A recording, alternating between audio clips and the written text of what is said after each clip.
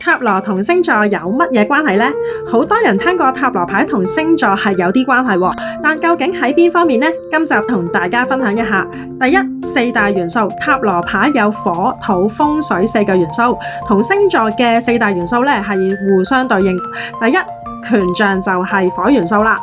星座咧就係白羊、獅子同埋射手，代表主動熱情但脾氣大。第二咧就係寶劍啦，寶劍就係風元素喎。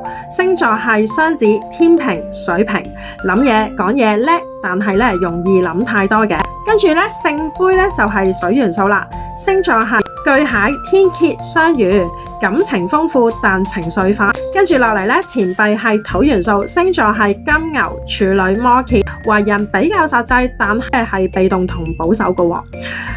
第二，塔羅22張嘅大牌咧都同占星學有關，例如魔術師就係水星啦，而皇后咧就係金星喎。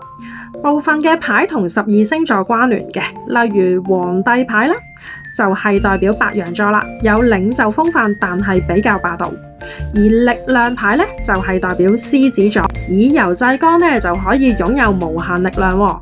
其實學塔羅牌本身包含嘅知識都好豐富嘅，例如靈數、占星，只要有系統咁學習，唔使死記都可以㗎。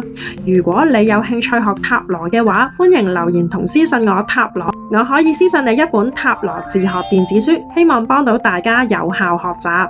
大家仲有乜嘢關於學習塔羅嘅問題，歡迎留言問我，記得追蹤我香港專業塔羅協會會長 Manny 嘅 IG， 下集見。